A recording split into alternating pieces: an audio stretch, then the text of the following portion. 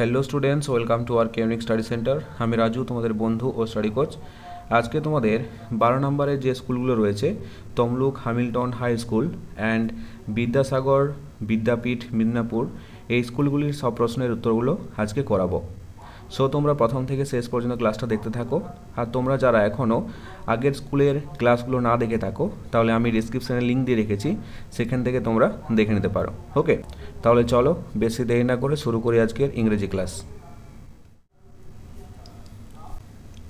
দেখো তোমাদের সিনে কি বলেছে, read the following text and answer the given questions. পাঠ্যটি ভালো করে পড়ো এবং নিচে দেওয়া প্রশ্নগুলির উত্তর করো। তাহলে দেখো কি বলেছে। Pritam, father guess what happen today. বাবা, আন্দাজ করো তো আজকে কি হয়েছে। ফাদার, হোয়াট ডিয়ার, কি প্রিয়।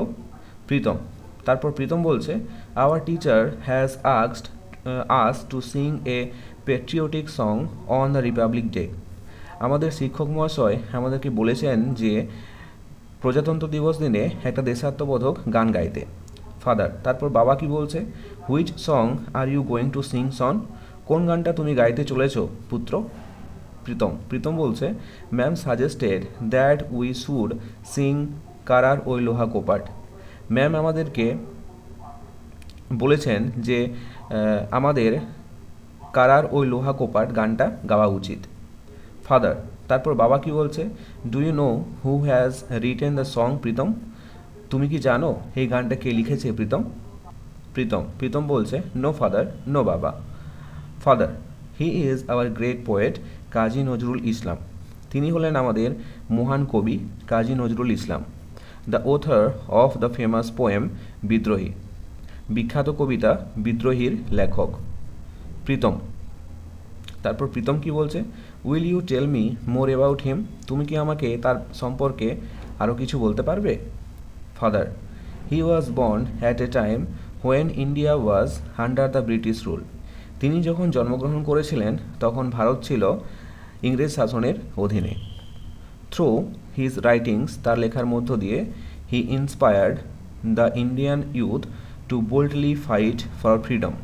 হি ইন্সপায়ার্ড, তিনি অনুপ্রাণিত করেছিলেন, দ্য ইন্ডিয়ান ইউথ, ভারতের যুব সমাজকে, টু বোল্ডলি ফাইট, সাহসিকতার সাথে লড়াই করতে, ফর ফ্রিডম, স্বাধীনতার জন্য। প্রীতম বলছে, when was he born father. কখন তিনি জন্মগ্রহণ করেছিলেন বাবা। ফাদার, প্রীতমের বাবা বলছে, he was born on 24th May 1899 in the village of Churulia. তিনি 24শে মে 1899 সালে চুরুলিয়া গ্রামে জন্মগ্রহণ করেন। This was near Asansol in the Bardhaman district is undivided Bengal. অবিভক্ত বাংলার বর্ধমান জেলার আসানসোলের সামনে।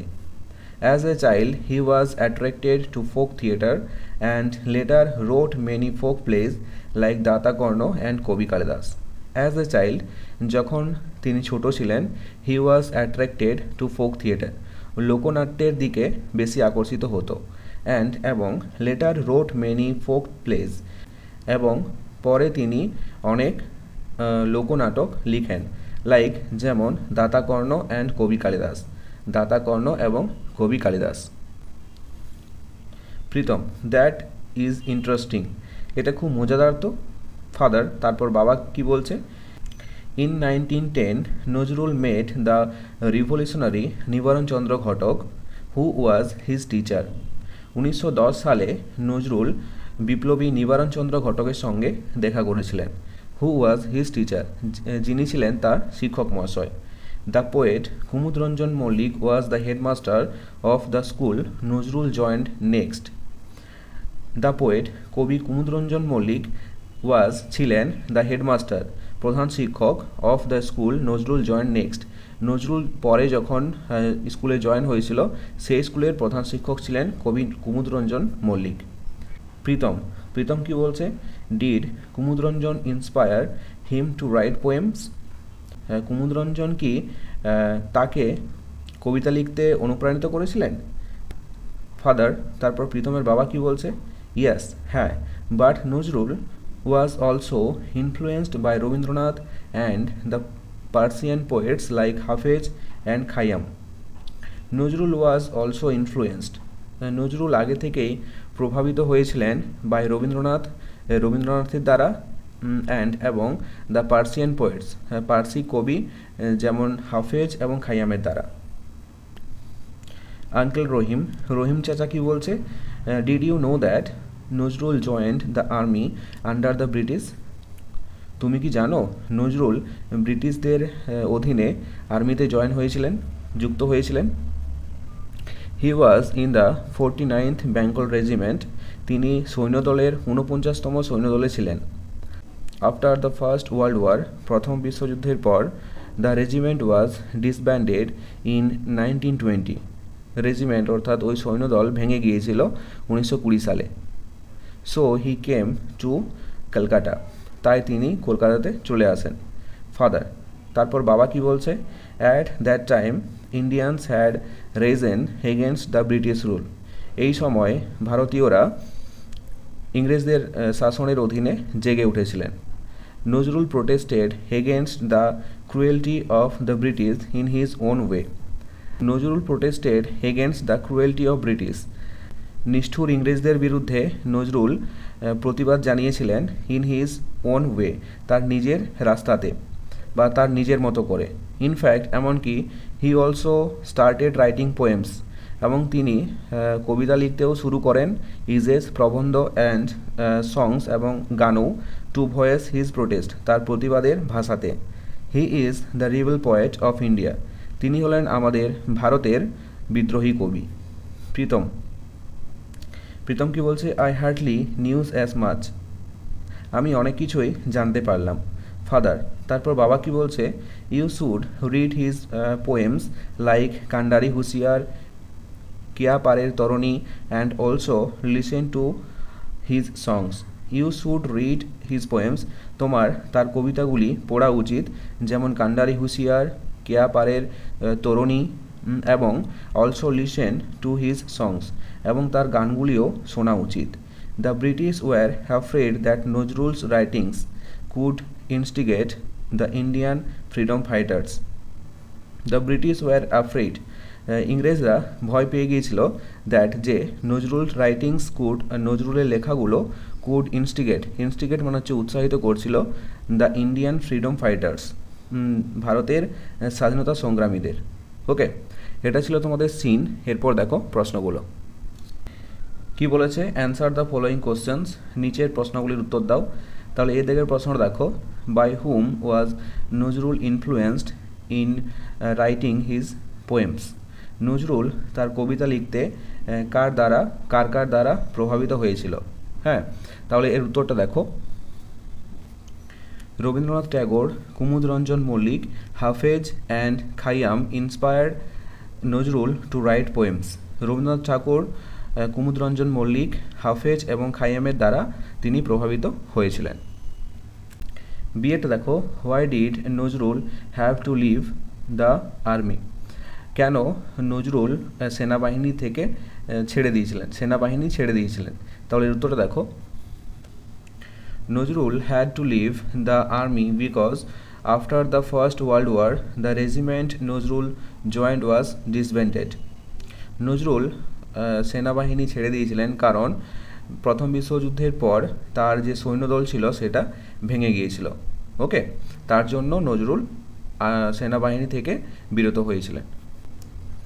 এরপর সি এর প্রশ্নটা দেখো, why did he start writing poems and novels, কেন তিনি কবিতা এবং নোবেলস লিখতে শুরু করেছিলেন। তাহলে উত্তরটা দেখো, he started writing poems and novels two protest against the cruelty of the British and to inspire Indians to fight for freedom, তিনি কবিতা এবং নোবেলস লিখতে শুরু করেছিলেন কারণ protest against the cruelty of the British, নিষ্ঠুর ইংরেজদের হাত থেকে রক্ষা পাওয়ার জন্য এবং ভারতীয় স্বাধীনতা সংগ্রামীদের যুদ্ধ করার অনুপ্রাণিত করার জন্য। ওকে, এরপরের প্রশ্নটা দেখো, why were the British afraid to his writings, কেন তার যে লেখাগুলো ছিল সেগুলিতে ইংরেজরা ভয় পেত। তাহলে উত্তরটা দেখো, The British were afraid of his writings because they could instigate the Indian freedom fighter.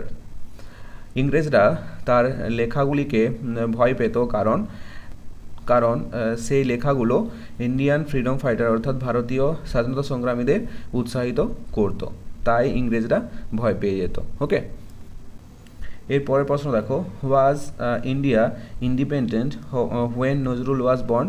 যখন নজরুল জন্মগ্রহণ করেছিলেন তখন ভারত কি স্বাধীন ছিল? তাহলে এটা হবে দেখো, নো, না, India was under the British rule when Nazrul was born. যখন নজরুল জন্মগ্রহণ করেছিলেন তখন ভারত ছিল ইংরেজ শাসনের অধীনে। এফেক্টটা দেখো, হু ওয়াজ নজরুলস টিচার? নজরুলস টিচার অর্থাৎ নজরুলের শিক্ষক মহাশয় কে ছিলেন? তাহলে এটা হবে, নজরুলস টিচার ওয়াজ নিবারণ চন্দ্র ঘটক। নজরুলের শিক্ষক মহাশয় ছিলেন নিবারণ চন্দ্র ঘটক।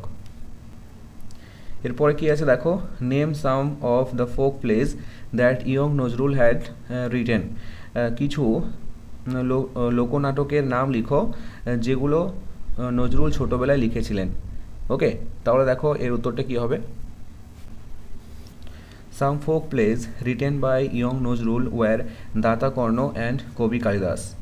কিছু লোকনাটকের নাম হলো যেগুলো ইয়ং নজরুল অর্থাৎ যুবক নজরুল অর্থাৎ নজরুল ছোটোবেলায় লিখেছিলেন, সেগুলি হলো দাতা কর্ণ এবং কবি কালিদাস।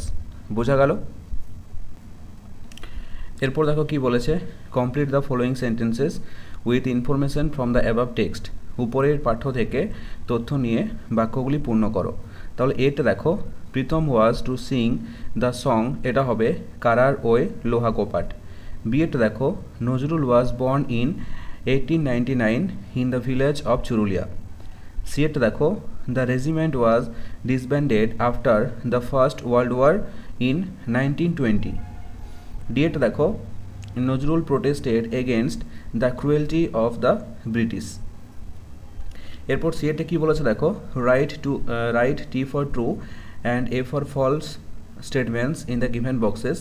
নিচের স্টেটমেন্টগুলো যদি ঠিক হয় তাহলে পাশের বক্সে টি লিখবে, আর যদি ভুল হয় তাহলে পাশের বক্সে এফ লিখবে। তাহলে এর দিকে স্টেটমেন্ট দেখো, Nazrul served the Indian army under the British. ইংরেজদের অধীনে নজরুল ইন্ডিয়ান আর্মিতে কাজ করত, ভারতীয় সৈন্যবাহিনীতে কাজ করত। এই স্টেটমেন্টে কিন্তু সঠিক, তাহলে পাশে কি হবে, টি। বিয়েটা দেখো, কান্ডারি হুঁশিয়ার ওয়াজ এ নোবেল। কান্ডারি হুঁশিয়ার হলো একটা নোবেল, এটা কিন্তু ভুল, কারণ কান্ডারি হুঁশিয়ার একটা কি কবিতা, তাই না? তাহলে এই স্টেটমেন্টে ভুল, তাহলে পাশে কি হবে, এফ। বোঝা গেল? এরপর দেখো ডি এর দাগেটে কী বলেছে, write the meanings of the following words. নিচের শব্দগুলির অর্থ লিখো। তাহলে এটা আছে প্যাট্রিয়টিক মানে হচ্ছে দেশাত্মবোধক, তাহলে এটা হবে expressing love for one country. বিয়েটা আছে রিভলিউশনারি মানে হচ্ছে বিপ্লবী, তাহলে এটা হবে এ পারসন হু রিভোল্টস। সিএটা আছে ইন্সপায়ার্ড মানে হচ্ছে অনুপ্রাণিত করা, তাহলে এটা হবে মোটিভেটেড। এরপর গ্রামার অ্যান্ড ভোকাবুলারিতে কী বলেছে দেখো, fill in the blanks with suitable prepositions দিয়ে শূন্যস্থানগুলি পূরণ করো। এটা আছে দেখো, the monkey made dash his mind quickly, এটা হবে the monkey made up his mind quickly. বিয়েটা আছে দেখো, the crocodile lived dash his wife in the river, এটা হবে the crocodile lived with his wife in the river. সিয়েরটা আছে দেখো, Nazrul fasted dash more than a month, এটা হবে Nazrul ফাস্টেড for more than a month. ডিএটা আছে দেখো, there was a revelry dash the Kauravas and the Pandavas, এটা হবে there was a revelry between the Kauravas and the Pandavas. ইয়েরটা হবে দেখো, the tail of a monkey is long, এফেরটা হবে the boy is looking at me. বোঝা গেল? এরপর তিনের দাগেরটা কী বলেছে, underline the adverbs in the following sentences. নিচের বাক্যগুলির মধ্যে যেগুলো অ্যাডভার্ব রয়েছে সেগুলো নিচে দাগ দাও। তাহলে এটা দেখো, he inspired the Indian youth to boldly fight for freedom. এই বাক্যটির মধ্যে অ্যাডভার্ব হচ্ছে বোল্ডলি। ওকে, বোল্ডলি যেহেতু অ্যাডভার্ব তার জন্য বোল্ডের নিচে দাগ দেবে। বিয়েটা দেখো, they immediately banned the poem, এটা হবে ইমিডিয়েটলি। ওকে, ইমিডিয়েটলি এটা হচ্ছে অ্যাডভার্ব, তার জন্য ইমিডিয়েটলির নিচে দাগ দেবে। তারপর চারটে কী বলেছে, write the past forms of the following verbs, নিচের যে ভার্বগুলো আছে এগুলোর পাস্ট ফর্ম লিখতে হবে। তাহলে প্রথমেটা আছে টেল, এটা হবে টোল্ড, আর বিয়েরটা আছে ক্যাচ, এটা হবে কট। এরপর পাঁচেরটা কী বলেছে, circle the subject and underline the predicate of the following sentence, নিচে যে বাক্যটি রয়েছে এই বাক্যটির মধ্যে যেটা সাবজেক্ট হবে সেটাতে গোল দাগ দেবে, আর যেটা প্রেডিকেট হবে সেটাতে নিচে দাগ দেবে। তাহলে দেখো সেন্টেন্সটা কী আছে, how big is the tree, এখানে দ্য ট্রি এটা হবে সাবজেক্ট, আর হাউ বিগ ইজ এটা হবে প্রেডিকেট। ওকে, সাবজেক্টের বাংলা হচ্ছে উদ্দেশ্য আর প্রেডিকেটের বাংলা হচ্ছে বিধেয়। ছয়টা দেখো, fill in the blanks with present continuous tense of the given verb in the brackets, বন্ধনীর মধ্যে যে ভার্বটা আছে এই ভার্ব নিয়ে প্রেজেন্ট কন্টিনিউয়াস টেন্সে পরিণত করতে হবে। তাহলে how many other students dash with you, verb আছে কি স্টাডি, তাহলে এটা হবে how many other students are studying with you. Okay, এরপর সাতেরটা কী আছে দেখো, write the short form of the contracted forms of the following words, নিচের যে ওয়ার্ডগুলো রয়েছে এগুলির শর্ট ফর্ম লিখতে হবে। তাহলে এটা আছে উড নট, এটা হবে উড, তারপরে অ্যাপোস্ট্রোফিস টি, বিয়েরটা হবে ইউ হ্যাভ, এটা হবে ইউ অ্যাপোস্ট্রোফিস ভিই। এবার আটেরটা কী আছে, match the words in column A with their opposite genders in column B, column এতে কিছু ওয়ার্ড আছে আর কলাম ইতে তার কিছু অপোজিট জেন্ডার আছে। ওকে, মানে লিঙ্গ পরিবর্তন করা আছে, তাহলে কলাম এর সাথে কলাম বি মেলাতে হবে। আঙ্কেল এটা হবে আন্ট, বাক এটা হবে ডো, তারপর হি গোট এটা হবে she goat, tigress tiger, mistress master, lady lord. বোঝা গেল? এরপর দেখো রাইটিং স্কিলে কি বলেছে, write a paragraph on the following topics, নিচে যে টপিকগুলো আছে এই টপিকগুলো দিয়ে একটা করে প্যারাগ্রাফ লিখতে হবে। তাহলে এটা আছে ইওর ফেভারিট সিজন, তোমার পছন্দের ঋতু, এই সম্পর্কে একটা প্যারাগ্রাফ লিখতে হবে। আর বিয়েটা আছে ট্রিজ, গাছের একটা প্যারাগ্রাফ লিখতে হবে। 10এরটা আছে right a paragraph about your journey from your home to school, একটা প্যারাগ্রাফ লিখতে হবে, তুমি তোমার বাড়ি থেকে স্কুলে যাচ্ছ সেই বিষয়ে। You can use the following hints, তুমি নিচের যে হিন্টসগুলো দেওয়া আছে এগুলি ব্যবহার করতে পারো। ওকে, তাহলে দেখো রাইটিং স্কিলের যেগুলো দেওয়া আছে এগুলো আমি লিখে দিয়েছি, তোমরা দেখে নাও।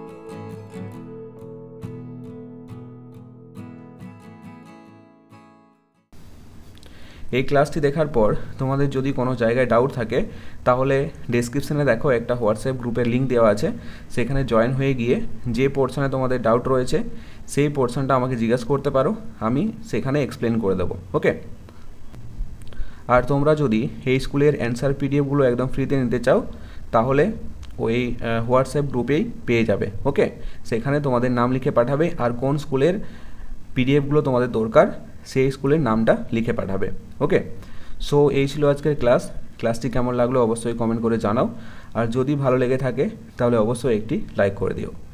আর ছোট্ট বন্ধুরা, তোমরা যদি আমার চ্যানেলে নতুন হয়ে থাকো তাহলে অবশ্যই সাবস্ক্রাইব করে পাশে থাকা বেল আইকনটাতে প্রেস করে রাখো। ওকে, চলো দেখা হচ্ছে নেক্সট কোনো ইংরেজি ক্লাসে, ততক্ষণ পর্যন্ত বাই বাই, টেক কেয়ার।